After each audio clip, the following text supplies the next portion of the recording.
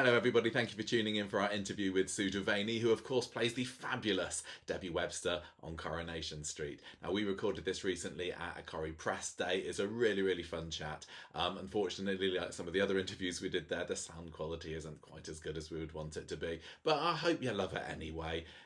Here she is, me, Sue, having a bit of a chinwag. Here we go. I'm here with Sue Devaney, who plays Debbie Webster. We love her in her flat. Sue, tell me about the decor first. I know, it's very camp, isn't it? Yeah. Little.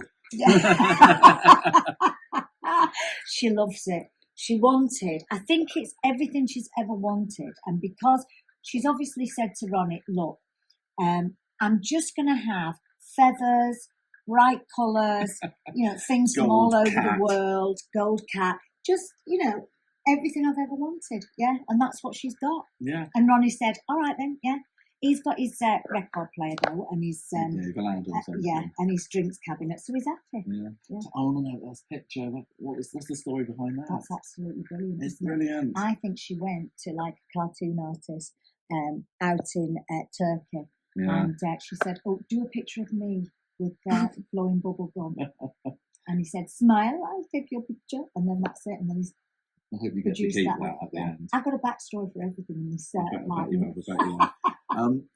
Everybody loves Debbie, and the story has been really heartbreaking. But it's had so much praise for your performance. How have you found the reaction that it's getting? It's been incredible, really. And I'm not very good on social media, and I don't really read the press or do anything like that. So I think I just find out with. My mates telling me, or if some people watch it and then send me messages and stuff. So I found out that way more than any other, and through the press here that have said. But it's just been it's been really lovely, because you think, oh wow, because I've based Debbie on a lot of the strong northern women I grew up with in Rochdale. My mum. An old dance teacher, Maureen Astley, but she's still going. She taps now, but she has to sit down and tap. And she was one, how she dressed and how she spoke, and so the fact that these northern women still exist, and I've brought Debbie as to be one of those, is just amazing. She's proper old school Corrie, isn't she? Old school, yeah. And everyone's just said, we don't want Debbie to get dementia, but we know we're going to love it and you're going to bring your A game to it, which you really have. What's been the most challenging part of the story for you so far? I think playing somebody that has got a terminal illness, because it's not like you're doing a theatre play where you've got 3 weeks rehearsal, 2 months playing, or a drama where you have a beginning, middle and end. It's like, will you play somebody that's dying of dementia, and will you do it for 2.5, 3 years? That's the most challenging thing, I think. And having so many lines to learn, and I'm chuffed with myself, because I think, oh my gosh, I didn't even know I could do that. There's another challenge done. Tick. And I think that knowing that it's coming to an end, and you have to keep it in the day, because as an actor, to be able to come to work every day and do your job is amazing. Because a lot of my mates that are actors and that are freelance and working in the industry, set designers, camera people, they just, it's a struggle at the minute, because there's not the kind of work out there that there was in the 80s and the 90s and whatever. So to be able to come into work every day and see my mates, pretend to be somebody else, be flamboyant, it's been great. The big revelation recently for Debbie is that she's actually Carl's mum. What did you think of that? Who'd have felt it? Who'd have felt it? Know. Yeah. How long had you known that? So, Johnny, we'd been filming for about 2 months, right, and then they came up with the idea. And I thought, oh shucks, I wish they'd have told me right at the beginning, because I wouldn't have played played it a bit it differently. so differently. So I think they think, oh, that'd be good.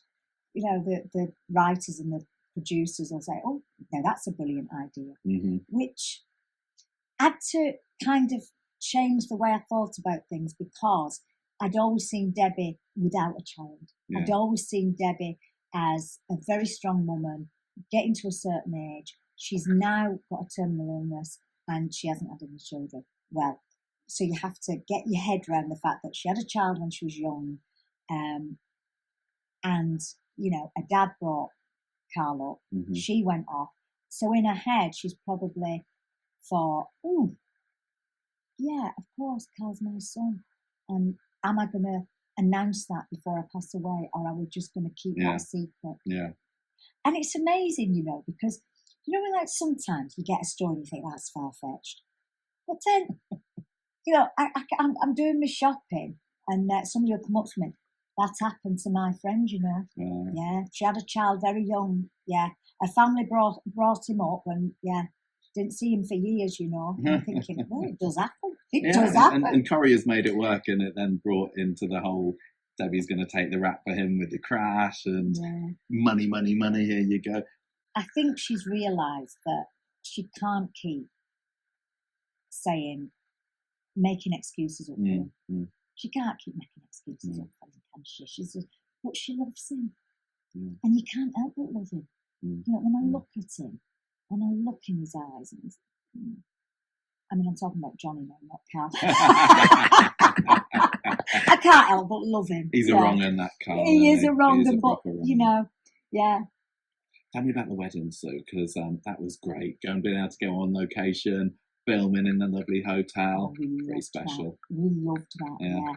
That was amazing. And it was filmed at a hotel in Saddleworth. Yeah, we've been. Yeah, oh, it's lovely. Yeah, very nice. Isn't it? Fancy. Very fancy. And they have all them posh cars parked outside. Did you notice? I know. Yeah, ours didn't look very good next to them. No, well, my Fiat 500 didn't. Yeah. It's like, that's a statement, isn't it? Yeah. A few Ferraris and a few Rolls Royces. Right, okay. But no, it was nice. It was so lovely. And we had Dave Beecham directing, who's just beautiful. He's a lovely, lovely director and a wonderful man. And we had such a good team around us.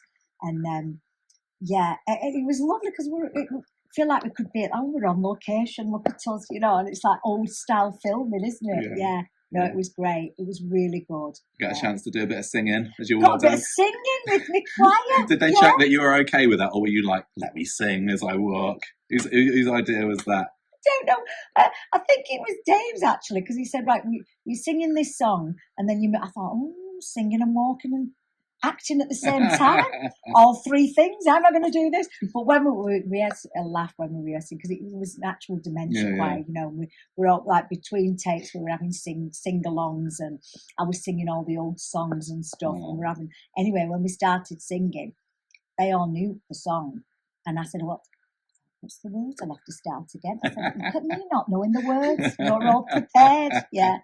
Yeah, so it was great fun. Yeah. And it was great because we had so many essays as well, you know, like the whole wedding was packed. It was great. You know, I've not seen the episode. I don't watch. Watch it. Yeah. Oh, no, it was great. I loved it. And another Debbie app recently that I loved, the one with you in the shopping trolley.